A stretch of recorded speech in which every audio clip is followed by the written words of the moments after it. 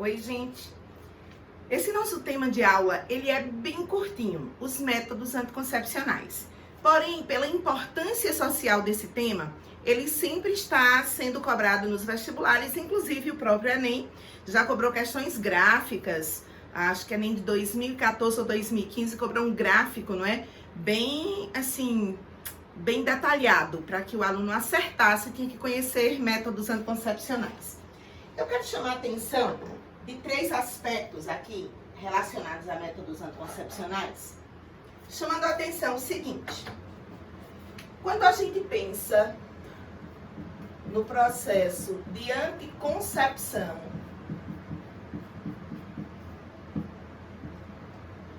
os métodos anticoncepcionais que vão estar relacionados à anticoncepção, a gente pode incluí-los de forma genérica nos métodos que são métodos hormonais. Os métodos hormonais, eles vão inibir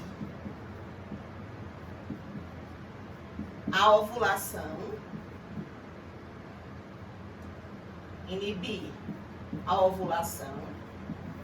Então, se não tem liberação, não é? Se não há liberação do ovócito 2, não há como ter gestação. Há métodos cujo objetivo é destruir o ovócito 2 e dentro o ovócito 2 ou destruir o espermatozoide, tá? Ou o espermatozoide, não é o mesmo método para ambos. Então, quem vai destruir o ovócito 2 não é quem vai destruir o espermatozoide. E o que a gente vai chamar de barreiras. Os métodos que vão, por serem barreiras, o grande objetivo é impedir que haja o encontro dos gametas. Pessoal, acho que vocês acabaram de ver uma coisa. Tó acaba de subir aqui na mesa, tá? Para participar da aula. Tó, vamos descer, desceu, tá? Ele é assim, ele tá aqui hoje, ele tá muito inquieto. Vamos, desce, filho, desce. Pronto. Eu acho que essas aulas vocês devem rir, né, dessa história. Vamos lá. Voltando para cá e concentrando. Tó, vai quietar. Fica quieto. Pronto. Ou são métodos que agem de forma hormonal, utilizando hormônios sintéticos para impedir os hormônios biológicos de funcionarem e, com isso, impedir o processo de ovulação. Então, são métodos destinados à mulher, tá? Os métodos, a método que vai destruir o ovócito 2 e a método que vai destruir o espermatozoide, a gente vai estar falando com vocês. E método de barreira, de alguma forma impedir que o espermatozoide chegue até o óvulo ou vice-versa. Ok? Vamos agora conhecer cada um dos métodos. Porém, na nossa aula de reprodução, eu trabalhei com vocês e já fiz essa ponte um pouco com métodos anticoncepcionais, que foi o ciclo hormonal endometrial, o nosso ciclo menstrual. Para a gente compreender os métodos hormonais, basta compreender esse ciclo aqui. Lembre que, a gente já viu isso na aula anterior, tá? Lembre que, no ciclo, os primeiros 5 dias do ciclo, o indivíduo tá, né, a fêmea, ela está liberando o endométrio, a menstruação. E nesse mesmo momento que a gente tem que lembrar que o primeiro dia da menstruação é o primeiro dia do novo ciclo, né? O primeiro dia da menstruação é o primeiro dia de um novo ciclo, porque tá descamando, porque os hormônios caíram no ciclo anterior, não é? Porque cai FSH, consequentemente cai estrógeno, cai LH, consequentemente cai progesterona. A gente fez tanto isso na aula de reprodução, focando na parte do sistema feminino, que aí isso vocês sabem sim. Veja bem, e aí, se liga. A fase proliferativa, que é estrogênica, né? É o momento onde lá no ovário, o FSH está estimulando as células foliculares a produzirem estrógeno. E o estrógeno está continuando a meiose 1, que estava parado em que etapa? Na prófase 1. Está continuando, então, a produção do ovócito 2. Na metade do ciclo, o LH determina a ovulação. O LH, ele é estimulado pelo estrógeno. O estrógeno inibe o FSH e faz feedback positivo com o LH. Lá vem o LH, o que é que acontece? Libera o ovócito 2, porque a mulher libera o ovócito 2, ovula o ovócito 2, e em seguida o corpo lúteo, que era a casinha onde o ovócito 2 morava, as células foliculares que restam passam a constituir o corpo lúteo, também chamado corpo amarelo, e ele vai produzir uma grande quantidade de progesterona, que vai estar lá, ó, aumentando aqui o crescimento do endométrio, por isso a chamada fase secretora lútea. Ok, a gente já discutiu que o período mais fértil da mulher, obviamente, o tempo de vida do ovócito é de 24, no máximo 48 horas, tá? O tempo médio de vida do espermatozoide, 3 dias. E aí a gente viu que, se ela ovula aqui no 14º dia, o período mais fértil, onde esses gametas podem se encontrar, quem imaginar se ela ovula no 13º, porque isso pode ter pequenas variações. Mas no 9º dia ela teve relação sexual, quando o ovócito chega lá na tuba uterina, pode já ter espermatozoide lá à espera e pode haver fecundação. Por isso que a gente disse que o período considerado fértil da mulher, ele vai mais ou menos do 9º ao 19º dia do ciclo. Nas mulheres, reloginho. Naquelas mulheres que têm ciclo menstrual irregular, obviamente esse período também é irregular, ok?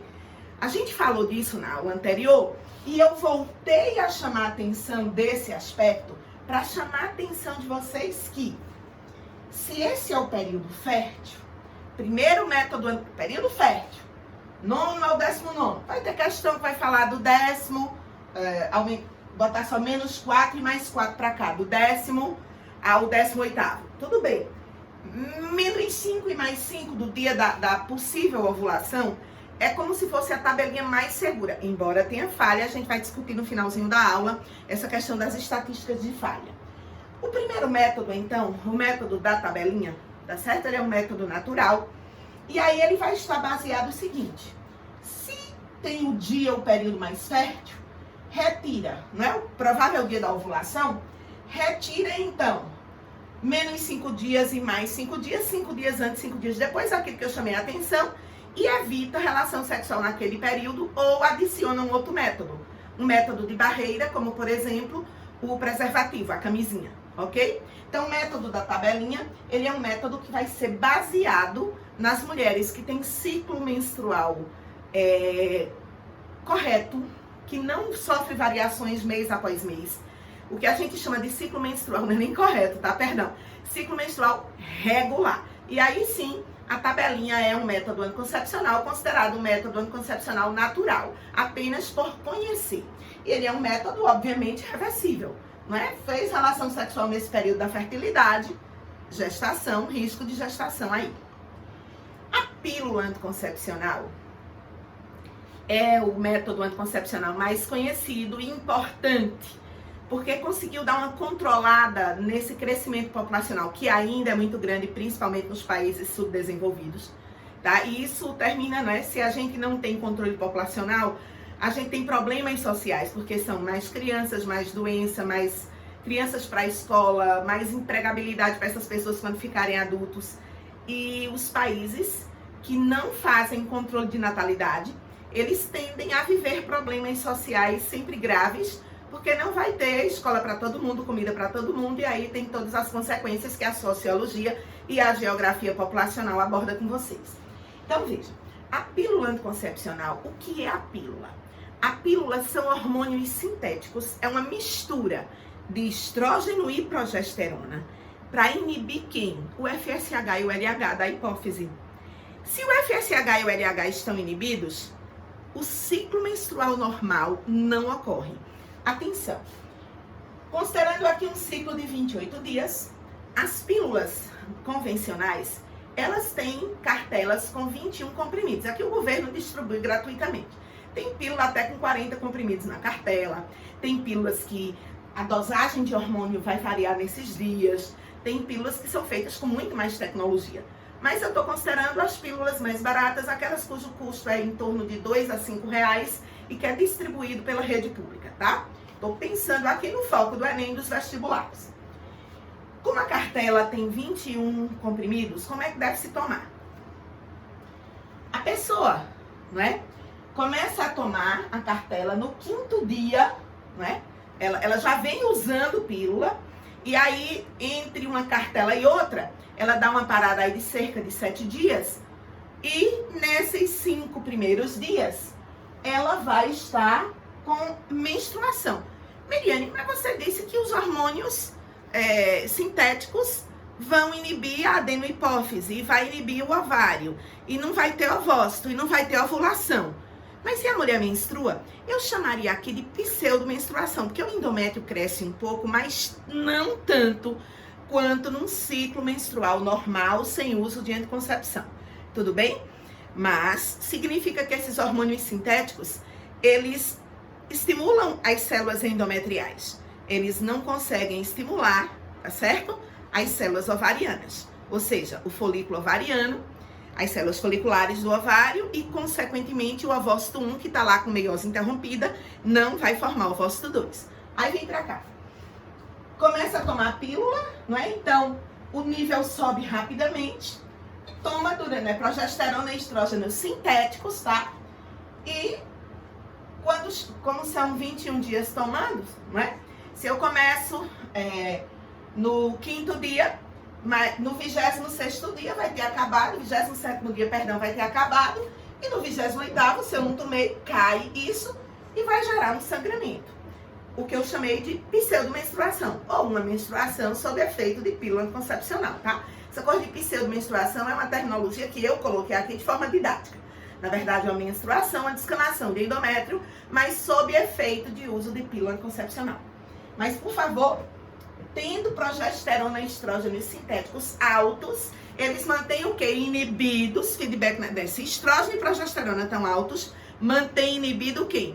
FSH e LH. Ora, sem o FSH não vai ter o estrógeno biológico. Sem o LH não vai ter ovulação. Então, qual é o objetivo da pílula? Impedir a ovulação. Se não tem liberação de ovócito 2, não pode ter fecundação. Isso não é bem óbvio? Isso, bem óbvio. E aí eu quero chamar a atenção que essa curva aqui em azul, ela mostra o ciclo normal, não é o ciclo da pílula. A gente tem primeiro um pico de estrógeno e depois um pico de progesterona. Mas quando tá se tomando pílula, essa curva azul aqui, tá? Esse gráfico azul não existe, eu só coloquei para lembrar dos gráficos que a gente já estudou anteriormente. Ficou claro? Então, a pílula, hormônio que vai fazer o quê? Impedir. E aí a gente vai falar uma série de métodos anticoncepcionais que eu vou dizer. Age da mesma forma que a pílula. Então, que a pílula, estrógeno e progesterona sintéticos, para inibir quem? FSH e LH, que são hormônios de onde? Da adenohipófise. São hormônios hipofisários. São gonadotrofinas. Ok, gente?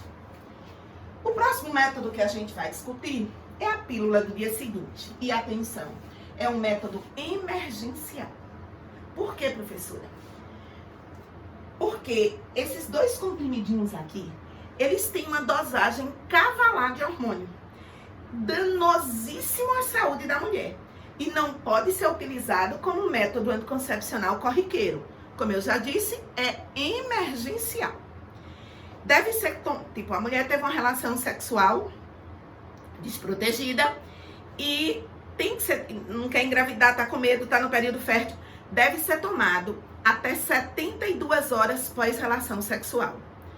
O quanto antes, mais eficaz, tá? Melhor no dia seguinte do que 3 dias depois.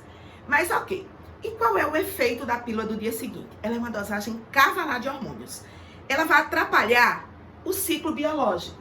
Esse ciclo biológico aqui, ok? Fazendo 2 coisas. Se a mulher ainda não ovulou, se está no na primeira metade do ciclo, ela não vai ovular naquele mês, porque vai ter uma subida, um bloqueio dos hormônios biológicos. Caso ela já tenha ovulado, digamos que ela ovulou no 14º dia e a relação sexual foi no 14º dia, no 15º dia, ela já ovulou. Quando se toma a pílula do dia seguinte, como é uma descarga de hormônio, sobe o hormônio e cai, o que é que vai acontecer? É uma dosagem cavalar de hormônios, não esqueça disso. Vai descamar o endométrio. Então, mesmo que o embrião, mesmo que haja fecundação, o embrião não vai fazer nidação. Aí tem alguém que está dizendo, menina, então ela causa aborto. Não necessariamente, porque você sabia que mesmo que nenhuma mulher tome nenhuma pílula do dia seguinte, cerca de 50% ou mais dos embriões que foram naturalmente fertilizados no terço distal da tuba uterina, eu já disse isso, né, lá na tuba uterina, eles não conseguem fazer nidação no endométrio uterino. Você que nasceu escapou dessa história, eu também, né? A gente só existe porque a gente, né, nós fomos um momento da nossa vida, um embrião e conseguimos fazer a nidação no útero de nossa mãe. Mas um monte de embrião não conseguiu fazer isso e a mãe liberou esse embrião na menstruação. Mariana, ela estava abortando? Não, porque aborto só é considerado quando faz a nidação e há o descolamento do embrião. Então, por isso que eu estou colocando que, tecnicamente, impedir a nidação não é ser abortivo. Ficou claro isso, gente? Pronto. O próximo método anticoncepcional, todos eles agem da mesma forma que a pílula. São feitos na mesma tecnologia, tá? Hormônio sintético, estrógeno e progesterona, inibindo o quê? Os hormônios da adenohipófise, FSH e LH. As injeções, existe a injeção que é mensal e outras que são trimestrais. E como é que isso funciona? Essa injeção, ela é a base de lipídio, e aí fica no tecido muscular, e ela vai sendo, né, essa molécula vai caindo lentamente, e vai perdurar aí, ou por 30 ou por 90 dias, a depender de qual é o tipo da injeção, na corrente sanguínea. O adesivo, ele é trocado a cada semana. Então, há mulheres que têm problemas estomacais horríveis, não conseguem usar a pílula. Então, ela usa um adesivo. Obviamente, usa o adesivo num local discreto, né? Ninguém vai botar assim um adesivo na testa. Ai, meu adesivo anticoncepcional. Tá? Isso não vai acontecer. Então, esse adesivo é trocado a cada domingo, então a cada 7 dias. E o que é que acontece? Esse adesivo passa através da pele droga sintética, ou seja, estrógeno e progesterona sintéticos. Como se a pessoa estivesse tomando uma pílula todo dia. Para as mulheres que esquecem, ele também é bem eficaz. O implante, atenção, isso aqui é uma tecnologia que foi desenvolvida, inclusive, com a participação de um médico baiano, que é fera em reprodução, chamado Elcimar Coutinho, professor da UFBA. Hoje ele é professor emérito, né? Porque ele já está bem idoso, mas ele ainda trabalha. Ele tem, eu acho, uns 80 anos. Ainda é uma sumidade, tá? E é mesmo uma sumidade. Um cérebro abençoado. Esse implante, ele é nanotecnologia. O que é que ele tem? Ele tem um chipzinho e tem estrógeno e progesterona. E é implantado sob a pele, uma microcirurgia, mas é bem simples, tá? Um corte simples. Ele é implantado e aí ele é planejado para liberar. Veja, tem implantes de 2 anos e implantes de 5 anos. Enquanto a pessoa está com o uso do implante, é como se todo dia ela estivesse tomando uma pílula anticoncepcional, ok? Nas mulheres que sofrem muito no ciclo menstrual, com TPM, com um monte de coisa, algumas utilizam essa metodologia. Agora, eu quero chamar a atenção de uma coisa. Pílula anticoncepcional, uso desses hormônios sintéticos, tem que ser acompanhado por médico ginecologista. Por que, professora? Veja, nas famílias, e um monte de gente não sabe se tem isso na família, tá? Eu, por exemplo, a minha sorte é que eu tomei pouquíssima pílula anticoncepcional na minha vida. Eu usei DIU e logo depois que eu tive minhas filhas, eu tive a minha filha mais velha, Carol, nasceu quando eu tinha 21 e Karine quando eu tinha 24. E quando eu tive Karine, eu fiz laqueadura. Então, eu tomei pouquíssima pílula na minha vida, que eu comecei a ter relação sexual já aos 19 anos, próximo ao casamento. O que eu quero dizer pra vocês é que a minha sorte de estar viva também é porque eu tomei pouca pílula anticoncepcional. Hormônios, estrógeno e progesterona, eles são desencadeadores de vários tipos de câncer. Mama, ovário, útero, eles alimentam células cancerígenas. Eu, por exemplo, tive um tipo de câncer que as células eram positivas, elas tinham receptor para progesterona e estrógeno. Tanto que eu tomo ainda hoje inibidor hormonal. E retirei meus ovários quando eu tinha 38 18 anos de idade. Quando o câncer voltou, as médicas decidiram não arriscar mais e meu ovário foi retirado numa cirurgia, tá? Os 2 ovários. Eram saudáveis, mas foi para tirar o hormônio do corpo e eu tomo diariamente um quimioterápico que é inibidor hormonal. Porque mesmo com tirar o ovário, o que tá tomando? Porque pele produz hormônio, tá? E aí não dá para arrancar o couro da pessoa todinho, não. Aí a pessoa morre, né? Pele é órgão de defesa. O que eu tô colocando para vocês é que pílula é coisa séria, deve ser tomada sob orientação médica. E hoje, como eu digo, cada vez mais as pessoas iniciam a vida sexual quando ainda estão até na adolescência. Porque eu comecei a tomar pílula aos 19 anos de idade, eu já estava na vida adulta, tá? Eu já tinha 2 empregos, era concursada, tá? Do governo do estado de Pernambuco. Naquele tempo pagava bem, eu ganhava 8 salários mínimos com 18 anos, era bom demais. Aí veja bem, voltando aqui para o foco do implante. Há uma série de pesquisas que não recomendam o uso de implante, porque esse hormônio contínuo, tá? É confortabilíssimo, a pessoa nem menstrua, passa 5 anos sem se preocupar com nada. Não tem TPM, mas é faca de 2 gumes. Por quê? Porque se houver predisposição nessa mulher, ela pode ter, aumentar-se muitas vezes o risco de câncer de mama, de ovário, de útero. Um outro problema, que isso já caiu em vestibulares também, tá certo? É que o anticoncepcional, ele afeta indiretamente a parede de vasos sanguíneos e o processo de coagulação sanguínea e há risco de trombo, há risco de trombose. Tá? Então, por isso que eu tô colocando que o uso de pílula anticoncepcional deve ser feito sob acompanhamento de médico. Médio é quem... Isso é remédio. Se é remédio, médico é quem passa. As pessoas não podem simplesmente, não, eu vou tomar esse porque minha amiga disse que toma, que a médica dela passou, mas o seu corpo pode ser diferente do corpo de sua amiga, tá certo? Então, tô falando aqui de uma coisa que não é para cair no vestibular, mas é saúde. E eu, como professora de vocês, tenho essa responsabilidade também. Veja bem, como eu disse, o implante é alta tecnologia, é como se a pessoa durante 5 anos estivesse tomando uma pílula todo dia e passa 5 anos com bloqueio, não é, do funcionamento biológico do corpo. E aí, qual é a sequência? A consequência é que você também pode, é como se seu corpo ficou tanto tempo feedback negativo, bloqueado, que quando você decide engravidar, não sei mais como é que funciona. A adenohipófise já não consegue mais estimular o ovário. Por isso, tem muita mulher também com problema de fertilidade. Passou tanto tempo tomando pílulas sem orientação médica, sem fazer as paradas que os ginecologistas indicam, tá? Para poder o corpo... Você toma, mas depois o corpo para, tá? O corpo para, funciona naquele momento de forma normal, a biologia do corpo, porque o ciclo menstrual é parte da biologia da mulher, tá? Então, por isso que eu estou aqui colocando a importância do acompanhamento médico. O anel vaginal, ele é a mesma coisa de pílula, tá? Ele é um anel flexível, como se fosse uma borracha de mamadeira, ou chupeta, e a mulher coloca na vagina. A vagina, como eu disse, ela tem 10 centímetros de profundidade, então é colocado com o dedo, e esse hormônio vai ser liberado todo dia naquela mucosa, só que ele tá programado para liberar durante 21 dias, aí depois disso, quando a mulher for ter o sangramento, aí obviamente no dia do sangramento a mulher vai e tira o anel.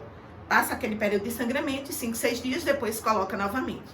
Mas é a mesma tecnologia da pílula. Já o DIU é um outro tipo de tecnologia, é dispositivo intrauterino. Sabe o que é que o DIU faz? O DIU é um corpo de cobre. Ele funciona como um corpo estranho no organismo da mulher. E o útero, lembra que eu chamo de vagina assassina de útero cavernoso? Pronto. Esse útero cavernoso, ele é cheio de células chamadas de macrófagos. E essas células chamadas de macrófagos fagocitam. Se eu boto um corpo estranho, que é o DIU, tá? Na verdade, isso é colocado por médico para poder ele aderir perfeitamente aqui ao útero, no endométrio uterino. Tem que ser acompanhado por ultrassom no pós-implantação. Por quê? Porque num mês ou outro a mulher pode rejeitar, tipo, vai ter uma menstruação e o DIU cai e fica aqui preso. E aí ele perde o seu papel, porque ele fica vigiando aqui a entrada das tubas uterinas. Aí aqui essa área fica lotada de macrófago. Macrófago faz fagocitose, é uma célula grande. Então lá vem os espermatozoides, o macrófago fagocitou. Então, o papel do DIU é fagocitar espermatozoides, é destruir espermatozoides, tá? A vantagem do DIU é que ele não interfere no ciclo biológico, nos hormônios biológicos. Ficou claro como é que ele funciona? Bem, o próximo método anticoncepcional, o Mirena, é o mais moderno que existe, tá? Porque sabe o que é que ele é? Ele é um DIU e com hormônios. Aí, índice de gestação com Mirena, 0%, tá? Ele nunca falhou. E já tem uns 10 anos ou mais que está no mercado. Então, eu coloquei aqui nessa foto só para você ver o tamanhozinho que é colocado lá no útero. E ele, além de ser DIU, de ativar a ação de macrófagos, ele vai liberando hormônios para inibir o processo de ovulação. Então, assim, o Mirena é DIU mais pílula, compreendeu? Ele é DIU, mas com a mesma função de pílula, só que aqui liberando hormônios dentro do útero. O diafragma é o método anticoncepcional mais antigo, tá? Lá no início do século XX, porque pílula é dos anos 70. Só se tinha diafragma junto do espermicida, né? Na verdade, compreenda. O diafragma é feito uma borracha de mamadeira. Aí a mulher esterilizava, fervia, ficava lá, colocava a geleia espermicida e antes da relação sexual colocava aqui na vagina, ficava aqui no colo do útero. E só pode retirar o diafragma 8 horas depois da relação sexual. Por quê, Meriane? Porque nesse período o espermicida já teria matado, tanto espermicida como a vagina assassina, a acidez vaginal, já teria matado todos os espermatozoides. Então, é um método de quê? De barreira. O sêmen vai ser depositado aqui, tá? E não avançaria. Então, ficaria restrito, o espermicida destrói o espermatozoide e o diafragma é um método de barreira. Geralmente se associava os dois, tá? O diafragma mais espermicida, para garantir uma maior eficiência, ok? Mas essa retirada, 8 horas pós relação sexual. E aí, Miriam, tinha que lavar o diafragma, imagina que é uma coisa, sei lá, chatinha de se fazer, né? Lavar o diafragma, esterilizar. Aí eu tenho relação sexual, peraí, vou botar meu diafragma. É um negócio mais ou menos assim. As camisinhas, né? Aqui é a camisinha feminina, que é menos divulgada, ela tem 2 anéis e ela protege também a mulher em relação a infecções sexualmente transmissíveis.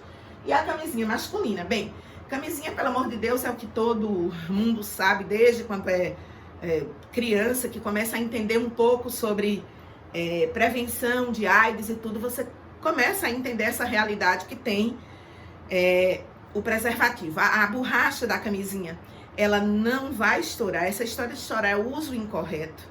Ela consegue armazenar até cerca de 200, 300 ml de líquido e a ejaculação tem em média de 3 a 6 ml, então ela vai para 100 vezes mais. O problema de infecção sexualmente transmissível ou gravidez com camisinha é o uso errado, não é? Tá usando a camisinha ou botar no momento errado, botar da forma errada e por aí vai. O coito interrompido é o método anticoncepcional mais antigo da história da humanidade. Quando um casal vai ter relação sexual, o homem não ejacula na vagina da mulher.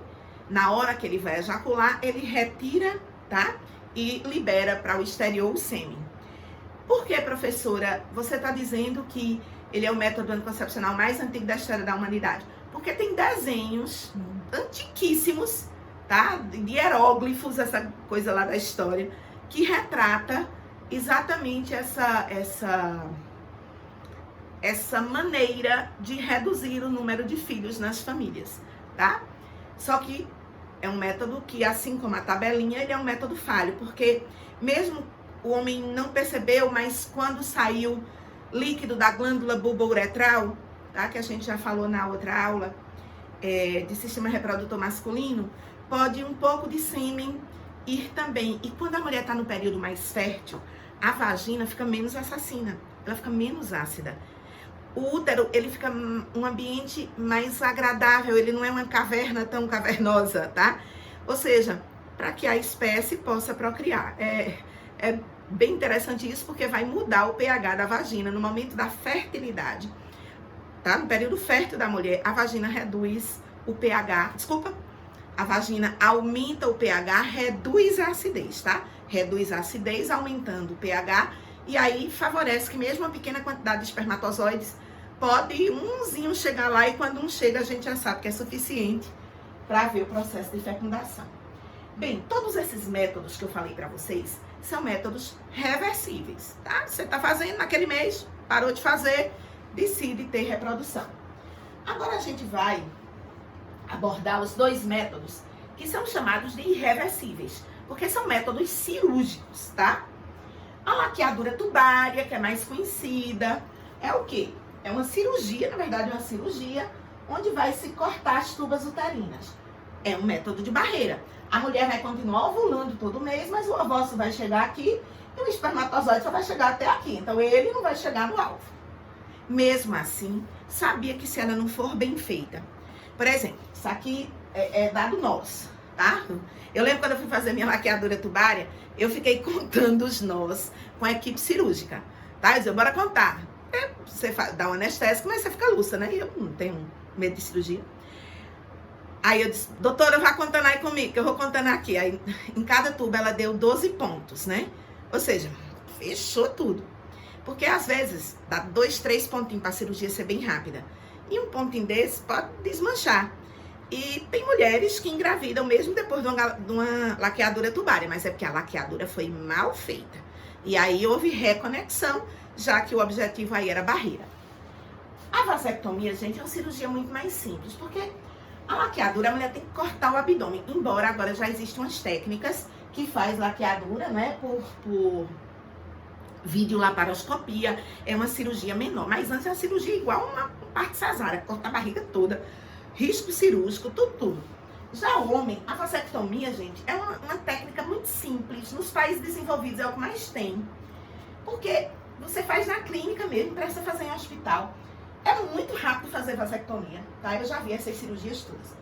Eu gosto de cirurgia. Aí eu saí pedindo a médicos, amigos e tudo pra assistir. Então, corta aqui o duto deferente, que antigamente era chamado vaso deferente. Daí o nome, vasectomia. Dá um cortezinho, dá um pontinho. O homem sai lá andando. Ele trabalha, ele só vai evitar pegar peso por 8 dias, tá? Mas ele vai ter uma vida normal. Ou seja, é uma microcirurgia. Um cortezinho de nada, costura aqui, corta, costura. Mary, pode religar? Pode. Mas religar isso tem só 5% de chance de dar certo. Porque quando religa, o processo de cicatrização termina obstruindo de novo. Então não é uma coisa. Por isso que são métodos o quê? Irreversíveis. Mary, uma laqueadura tubária pode também ser religada? Pode, mas tem 1% de chance de conseguir deixar tudo bem. Como eu disse, as falhas existem por erro cirúrgico, mas eu penso em médicos que não cometem erros cirúrgicos, tá? E finalizando essa nossa aulinha curtinha, e finalizando aqui, a questão da eficácia dessa tabela, só por curiosidade, só para você perceber que, a depender do método anticoncepcional, a eficácia vai sendo variada, tá? Aí você, por exemplo, se a pessoa não faz nenhuma concepção, a chance de engravidar é 85%. Não é porque não é 100%. Porque nem sempre vai ter nidação, nem sempre o espermatozoide chega no alvo, tá? Usando espermicida 28%, a tabelinha 24%, o diafragma, tá? Vai de 12% a 24%. O risco de gravidez, tá? O risco de gravidez. O DIU menos que 1%, mostrando como ele é muito eficaz, tá? O implante de hormônio, aquele implante de hormônio menos de 1%, tá?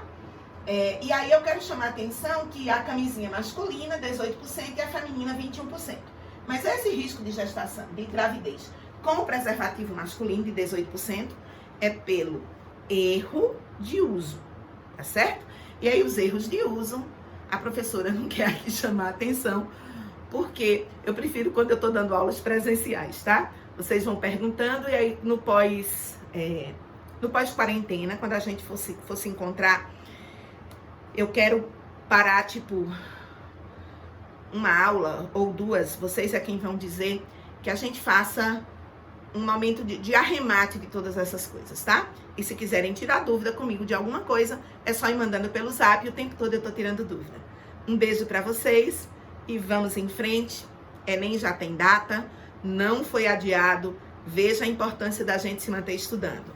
Bora acelerar. A gente não tá com atraso, tá? O que eu fiz foi uma inversão entre bioenergética, tá certo? Entre bioenergética, deixei para depois, e comecei a parte de citogenética, reprodução, e agora a gente já tá indo para embriologia, ok? A gente não tá tecnicamente com atraso, tá certo?